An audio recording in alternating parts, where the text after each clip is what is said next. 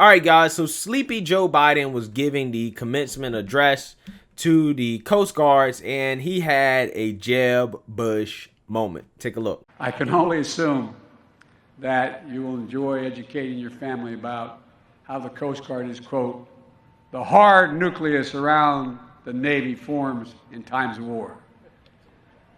You're a really dull class. I mean, come on, man. Is the sun getting to you?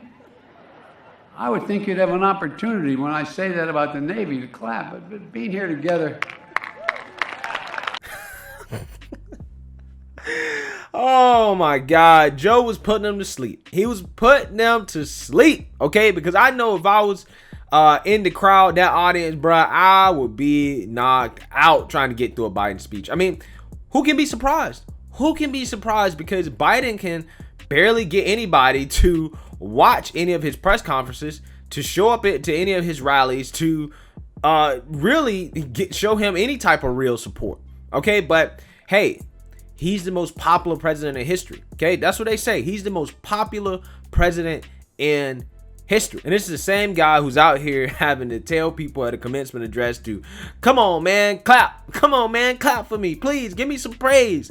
Please don't fall asleep. Please don't fall asleep. Why, you're getting nervous. You got to wake him up, Joe. You got to wake him up. And again, guys, this is not the first time Joe Biden has had to beg members of the military to give him some praise. Understanding what you may hear about me, I have incredibly good judgment.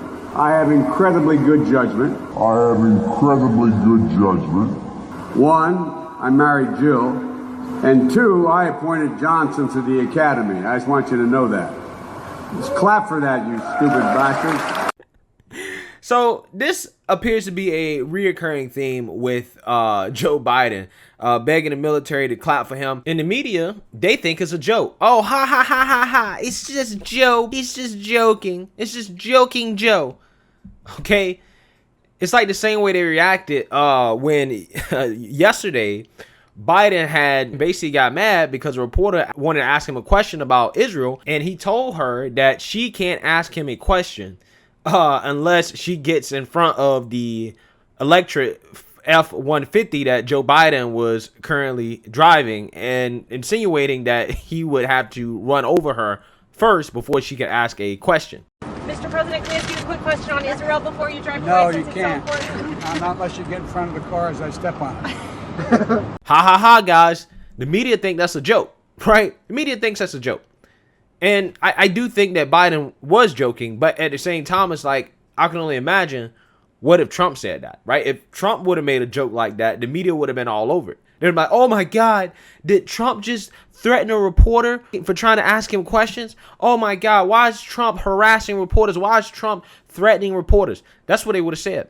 That's what they would have said. But when it comes to begging for attention and praise, this is par for the course with politicians, guys. Like I tried to tell you about politicians, I think one of the first requirements or attributes that you need to have in order to be a politician is to be a narcissist. So we've seen politicians in the past, like Jeb Bush, begging for applause. Signal that we're prepared to act in the national security interests of this country to get back in the business of creating a more peaceful world. Please clap. That was probably the low point of Jeb Bush's career, because I think at that point, Jeb Bush was basically about to get overtaken by Trump if Trump had not already overtaken him, and his campaign was floundering. And you guys remember, Jeb Bush was the guy that the Republican Party wanted everybody to get behind, right? That was their establishment pick. Every single election season, the Republicans, each party really has their establishment picks that they try to, put the media behind, try to put everybody behind as the guy. And Jeb Bush was the guy, and Trump just ran circles around poor Jeb, right? Jeb was just uncharismatic. He was boring, and he couldn't even get his audience of supporters to really even clap for him, right? It just showed the desperation among politicians. But it's not just GOP politicians and Biden that have to beg for applause. We also have Pete Buttigieg doing the Democrat primaries, also having to beg his supporters for applause. by having better hands guided by better values on those pulleys and levers of American government. So can I look to you to spread that sense of hope to those that you know? Come on. So as you guys see, again, this is a running theme among these politicians having to beg for applause. And guys, you know, if I was a politician and I was giving a speech and I hit the crowd with a punchline that didn't land, okay, I probably would just keep it moving. Okay, I would just continue on my speech and probably just take the L. And I would not give that moment where I am sitting here begging people to give me applause, right? Guys, has Trump ever had to beg the crowd to give him applause? If anything, Trump has had to beg the crowd to shut up, right? To stop giving him applause, to, calm down, okay? Trump's never had that problem whatsoever. He's never had that problem.